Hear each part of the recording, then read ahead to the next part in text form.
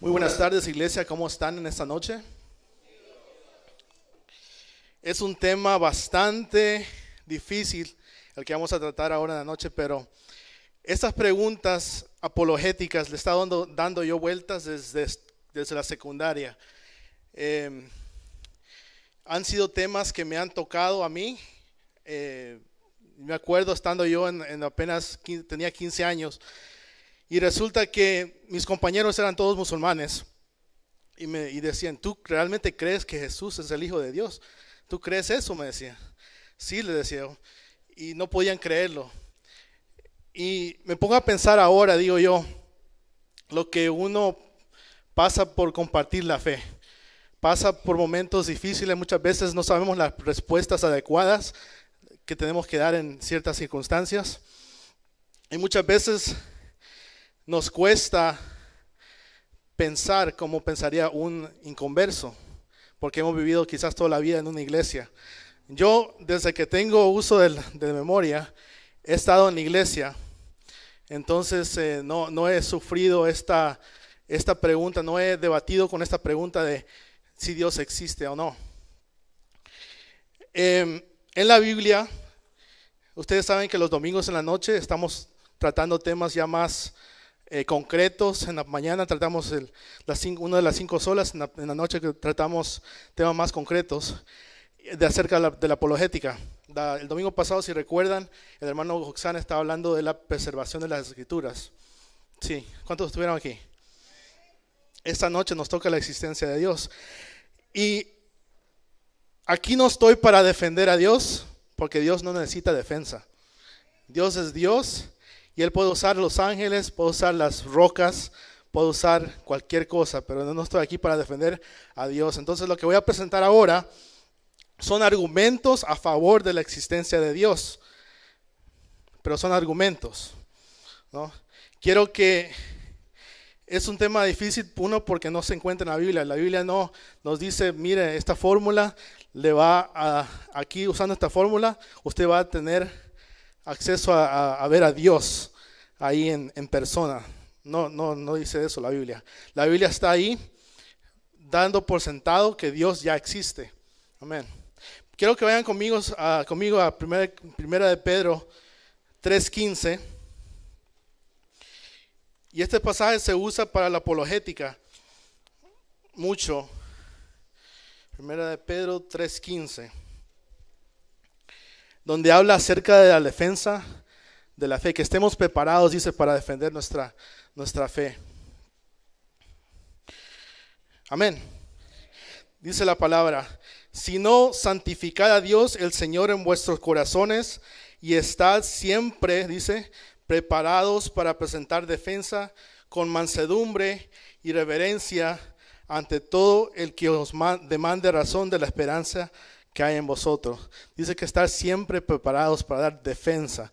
No dice ser ofensivo, no habla de nada de ofender a los demás. El problema con nosotros muchas veces es que nos sentimos como que tenemos que defender a Dios como caiga.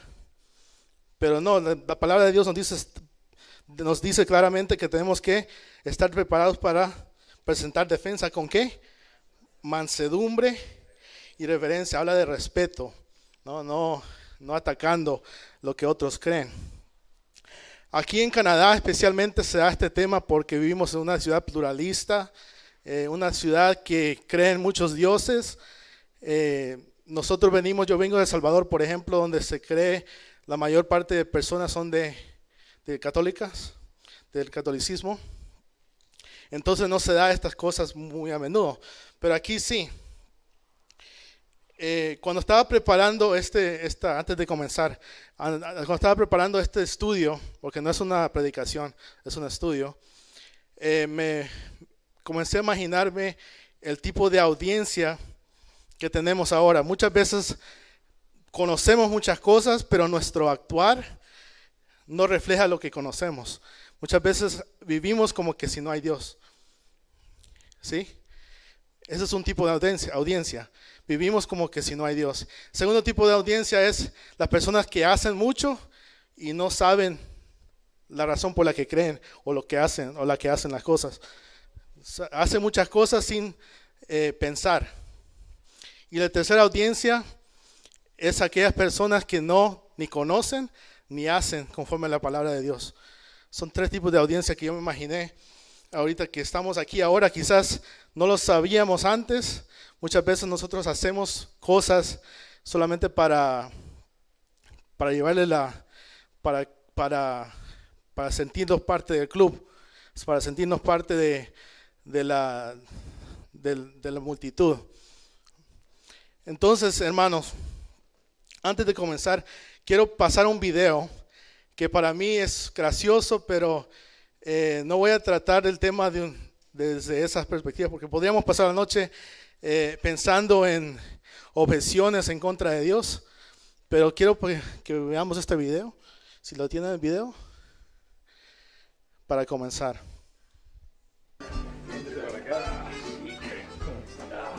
¿Cómo estás? Bien, bien. ¿El cortecito de siempre? Sí, desde siempre. Muy bien. Uno así como el tuyo. Excelente. La familia, Todo trabajo. el mundo bien, gracias a Dios. Muy bien. Muy bien. Aquí un poquito.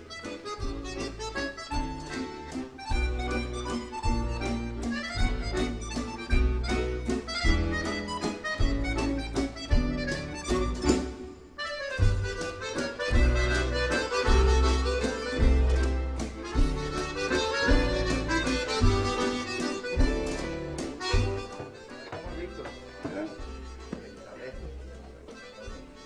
Hace una limpiecita por acá y ya vamos a estar listos. ¿Sabe una cosa? ¿Sí? Yo no creo que Dios existe. ¿Por qué dice eso, mi amigo? Es muy fácil. Al salir a la calle nos damos cuenta de que Dios no existe. Y si no, dígame, si Dios existe, ¿por qué hay tantas personas enfermas? ¿Por qué hay niños abandonados?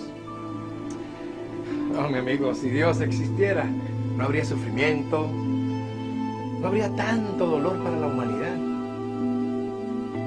No puedo entender por qué, si existe un Dios, permite que puedan pasar todas estas cosas.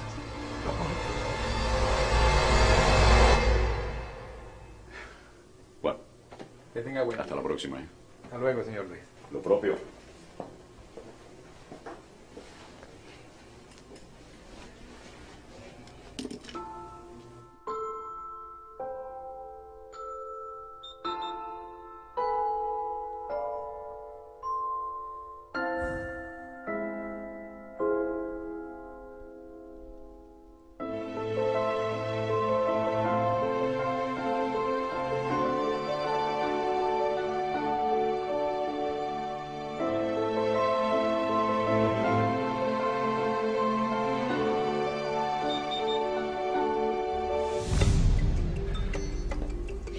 ¿Sabe una cosa?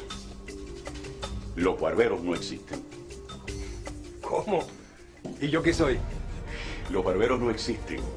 Porque si los barberos existieran, no habría personas con el pelo tan largo como el de este hombre. Los barberos sí existen. El problema es que esas personas no vienen hacia mí. Exacto. Ese es el punto. Dios sí existe. Lo que pasa es que las personas no van a Él. Por eso, mi amigo, hay tanta miseria y dolor en el mundo.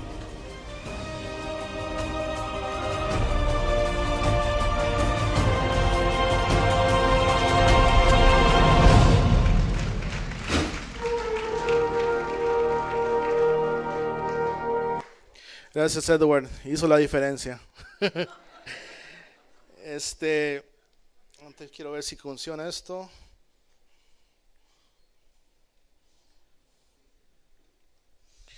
Ok, entrando en el tema, quiero primeramente hablar del invisible Dios. No cualquier Dios. Algunas estadísticas en Canadá. Primero, la asistencia semanal en Canadá ha bajado de 50% en los años 1960 a 10% en el día de hoy. Ustedes se recordarán que en los años 50, 60 en Sudamérica habían revoluciones, en los 70s, 80s también en Centroamérica habían revoluciones. Nosotros somos producto de esas migraciones. A nosotros no nos afectaba Canadá todavía, pero venimos a este contexto y esto nos afecta ahora. ¿Por qué? Porque venimos a una cultura básicamente perdida.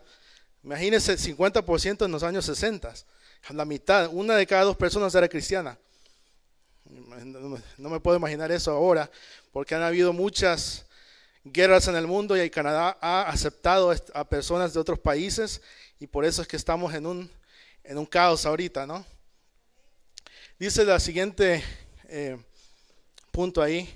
En el censo canadiense del 2011 se reportó que el 23.9% de canadienses se declaran no religiosos. Imagínense, el 23.9%. De acuerdo a los consultores de tolerancia religiosa en Ontario, de los 4.9 millones de canadienses que no tienen religión, hay 1.9 millones que son ateos, 1.8 millones son agnósticos y 1.2 son humanistas. Solo quiero ver las manos. ¿Han ustedes debatido eso en su mente antes de la existencia de Dios? Ni una mano. Creo que todos estamos en familia, ¿no? Imagínense. O por lo menos se le ha cruzado la mente, Dios quizás no existe. ¿Alguna vez? Sí, pocos. Siguiendo con el tema, asuntos introductorios. Primero quiero establecer algo que quede claro esto. La existencia de Dios no se puede comprobar usando el método científico. Hay muchas cosas que aceptamos como realidades que no se pueden comprobar así, como el dolor, las emociones, el placer, la fe. ¿Saben lo que es el método científico, no? Bueno, después le voy a poner ahí. El método científico se puede utilizar solamente para medir las cosas materiales, eventos repetibles y medibles. Eso es lo que hace el método científico. Siguiendo con los asuntos introductorios. El ateo piensa que por no ver a Dios, uno no debe creer en Él. Uno puede ver las huellas y los efectos de cosas que no se pueden ver, como el aire y la gravedad, o las ondas de radio, o el frío. ¿Sí? Muchas personas, no sé si ustedes se han topado con alguien que solamente cree lo que ve. No sé si han conversado con alguien así, pero la realidad es que hay muchas cosas que no podemos ver y que podemos sentir y que podemos ver las evidencias que existen. En cuarto lugar dice ahí, la Biblia no intenta probar la existencia de Dios. En otras palabras, como ya dije antes, la Biblia no nos da una fórmula o nos da unos parámetros para ver a Dios. No nos dice, ok, usa microscopio y vas a ver a Dios de esta manera u otra. La Biblia no está para eso, no está para probar la existencia de Dios. Lo da por sentado que Dios existe.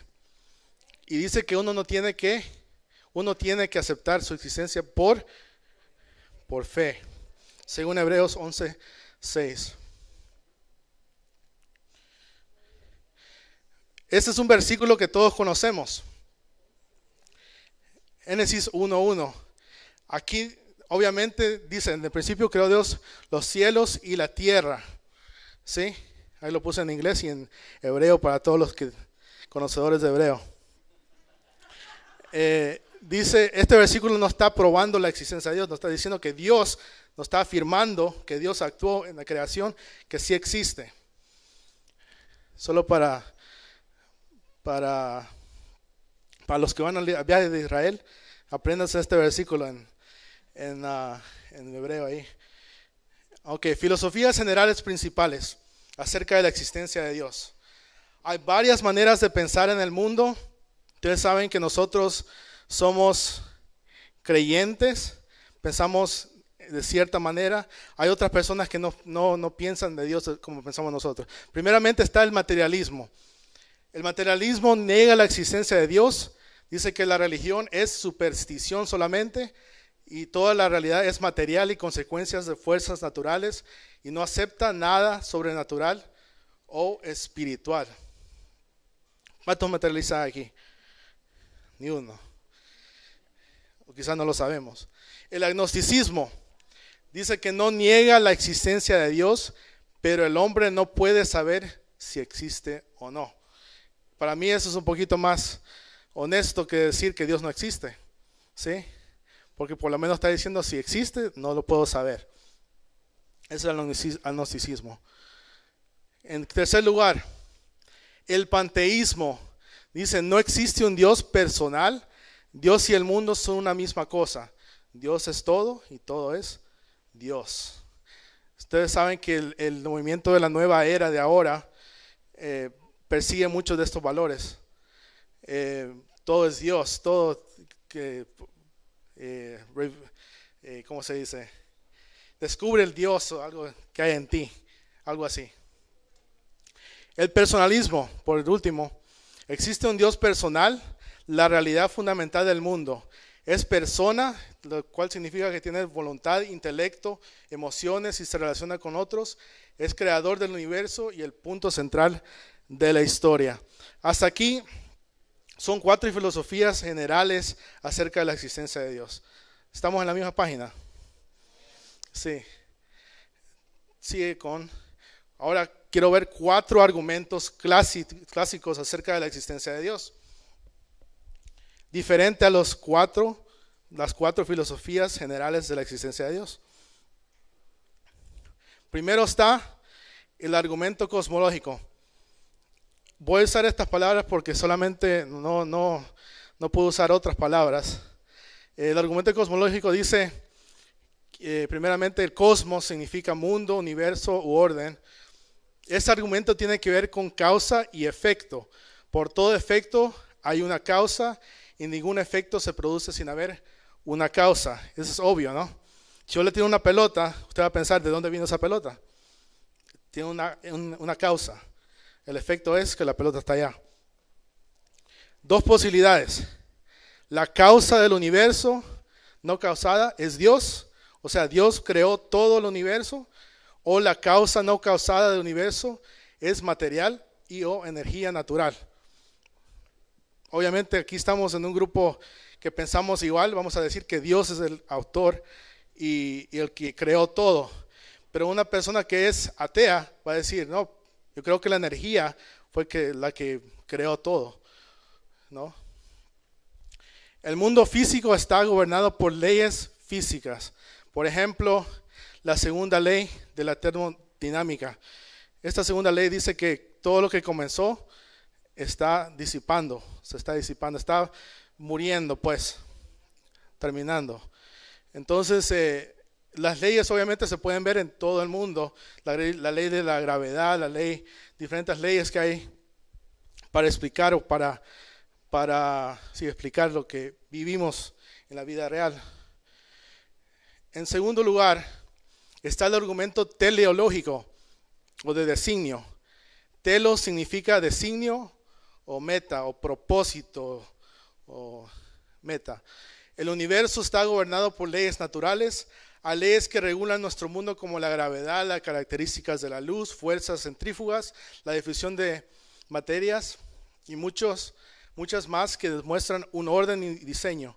También en nuestro sistema solar podemos ver orden en el movimiento de los planetas, la luna, etcétera, etcétera, etcétera. Ustedes ya saben eso. Todo esto lo aprendemos en ciencia, ¿no? En ciencia en la escuela. No es nada nuevo. Por ejemplo, estamos aquí, si vemos un poquito de lo que es el agua. Dice que el agua, muchos científicos están maravillados por las características de las aguas o del agua. Una sustancia extraordinaria, absolutamente esencial para la vida.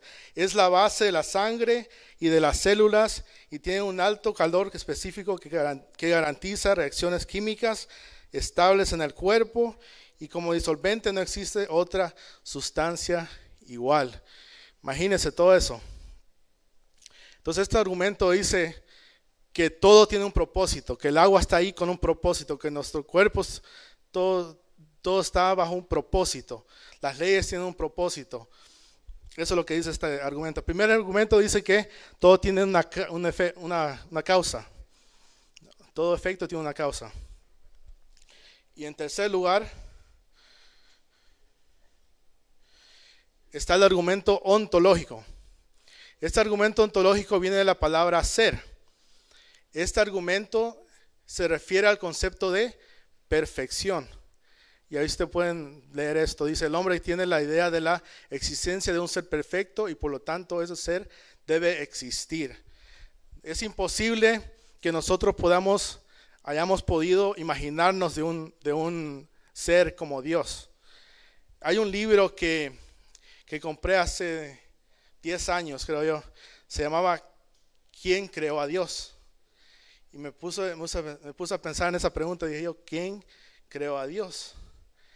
O sea, está mal hecha para un teólogo, está mal hecha la pregunta, porque si Dios es el centro, deberíamos preguntarnos quién creó al hombre. Si Dios está ahí desde el principio, es eterno, es no creado, deberíamos estarnos preguntando quién creó al hombre. Pero como nosotros muchas veces venimos desde la ciencia y atacamos la Biblia desde la ciencia, decimos, ok, nosotros somos los importantes aquí, nosotros estamos en el centro del universo, voy a pensar quién creó a Dios. ¿Se entiende? Es mal hecha la pregunta. Debería decir quién creó al hombre. Cuarto lugar, ya van 4 argumentos. El argumento antropológico. Este argumento tiene que ver con el imperativo categórico o moralidad dentro del hombre. El hombre tiene un sentido del bien y del mal. ¿De dónde lo recibe? ¿Sí? ¿De dónde recibe usted esa moralidad? ¿De dónde recibimos esa moralidad? No puede venir desde dentro de nosotros. No puede. Sí. Ese es el cuarto argumento antropológico. Hasta aquí ya estábamos convencidos que había Dios, ¿no? Hasta aquí los he convencido más, ¿o no? Más convencido creo que no podemos estar. Próximo slide. Me olvida que tengo el clic aquí. Vamos. Otros argumentos dicen esto. Primero, que la realidad de lo sobrenatural es una idea o concepto innata. ¿Correcto decir innata? Innato, ¿no? Que el hombre no se siente realizado hasta que él está en relación con Dios. Ese es otro argumento. Y por último, me quiero detener en que la experiencia de la conversión y la vida con Dios es evidencia fuerte de que el Dios de la Biblia existe. En otras palabras, que nuestro testimonio, nuestra vida, nuestro compartir, nuestras cosas que compartimos de la vida diaria, es una fuerte evidencia, ¿no? Yo me pongo a pensar en mi vida, ya lo he compartido antes, pero lo quiero mencionar otra vez porque me ha impactado bastante. Tengo 6 años de regreso en Vancouver. Me acuerdo yo cuando estaba en Surrey, yo estaba mal, médicamente estaba mal de la mente. Entonces me subí al bus no sabiendo para dónde iba. Me subí al bus, me bajé en el Surrey Central, tomé el SkyTrain y sin saber para dónde iba todavía. Me fui y obviamente mi problema y todo eso no estaba bien, pero me bajé en la Main Street Station y comencé a caminar. Entré a un lugar, a una iglesia, era un shelter. Y dije yo, voy a esperar a tal persona, va a entrar por aquí, dije yo. O sea, de la nada, como estaba mal de la mente. Voy a esperar. Y me resulta que esperé 4 horas ahí. Me dicen, ¿vas a comer? Me dicen. No había pensado en eso, ¿no? ¿Vas a comer? Bueno, me voy a quedar a comer. Y ahí me quedé a comer. Y después me dicen, ¿vas a quedarte para la noche aquí a dormir en el shelter? Bueno, sí, le digo. Y ahí me quedé en la noche. Pasaron 2 semanas ahí. Imagínense, $80 traía yo y no tuve que gastar nada. Dormida, comida ahí adentro. Entonces, y pasaba todo el día caminando la ciudad, alrededor de la ciudad. Yo me pongo a pensar, algunas cosas Dios las hace tan perfectas, nosotros podemos estar demasiado malos de la mente o lo que sea, pero Dios nos cuida. Y yo me puse a pensar, ¿cómo yo iba a imaginarme que en ese lugar que yo estaba esperando por tal persona, me iban a ofrecer comida y hospedaje? Yo no me imaginé eso, ni lo pensé, ¿no? Entonces yo me pongo a pensar en las cosas que nos pasan en la vida, que muchas veces las hacemos pequeñas, pero valen más que un argumento filosófico, teológico. Próximo. Ahora, como dijimos antes, la Biblia no da parámetros o no trata de probar la existencia de Dios, sino que le da por sentado. Pero hay textos en la Biblia donde podemos ver el argumento teleológico, por ejemplo. En Hechos 14:17, busque conmigo. Hechos 14:17.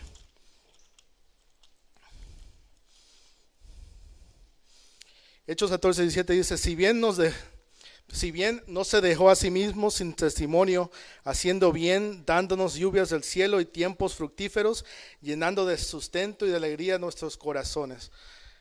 Eso habla de lo teleológico, el designio, la meta, el propósito.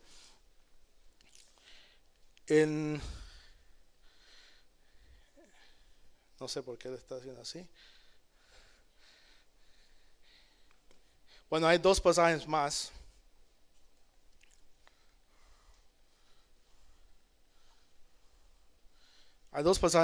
Uno está en Isaías 40:26. Y el profeta Isaías ahí habla de la creación y las estrellas. Y usa un argumento cosmológico y teleológico para decir que Dios estaba detrás de esto. Isaías 40:26.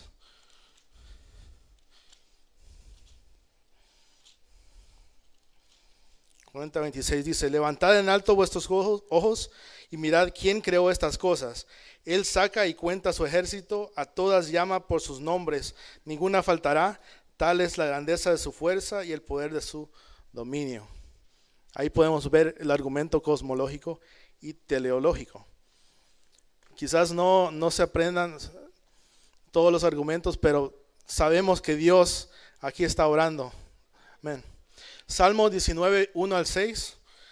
Ahí se lo vamos a dejar. David está hablando de la creación y la naturaleza. Usa el argumento cosmológico teleológico. Como yo antes les había dicho que el testimonio vale mucho. Y para mí uno de los grandes pensadores del mundo académico ha sido ese personaje que voy a presentar aquí, C.S. Lewis. C.S. Lewis nació en 1898 en Irlanda y murió en 1963 en Inglaterra. Es uno de los autores favoritos, escribió las Crónicas de Narnia. Miren esto, para los que piensan que los jóvenes no tienen poder. Dice que a los 15 años se hizo ateo y a los 32 años volvió después de conocer a Tolkien, escritor del Señor de los Anillos. Las decisiones que se toman a temprana edad afectan el futuro. Amén. Afectan. Yo me acuerdo cuando decidí tomar ese reto de servir en el ministerio de alguna manera. Yo tenía 13 años, 14 años. Y hasta el día de ahora se ha quedado conmigo. Todavía estoy en preparación. Dice ahí, su conversión no fue fácil y cuenta en su libro que su conversión no fue deseada. En su libro, no sé si ustedes han escuchado del libro de él, se llama Mero Cristianismo. Cuenta que su mayor objeción era que si un Dios bueno hizo el mundo, entonces ¿por qué hay injusticia y crueldad? Similar a lo que estaba diciendo el hombre en el video.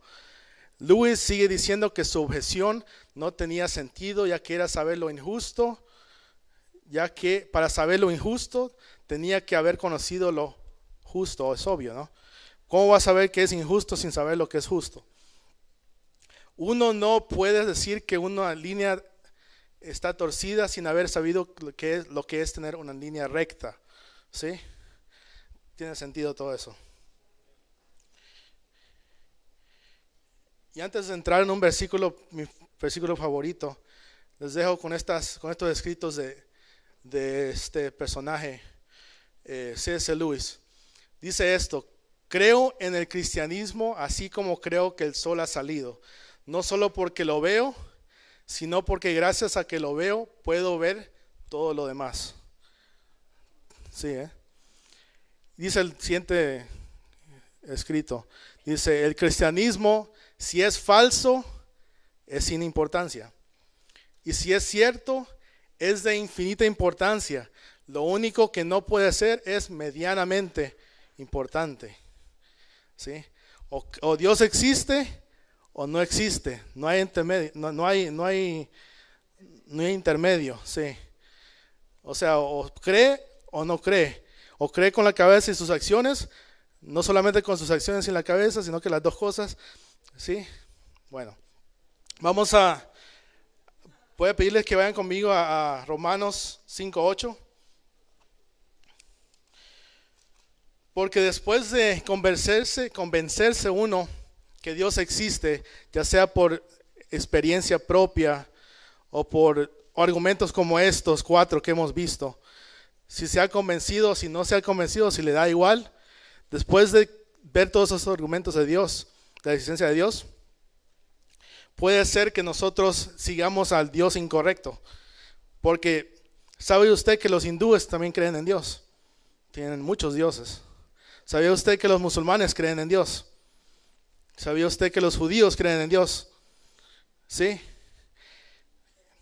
Pero ¿quién es ese Dios del que hablo?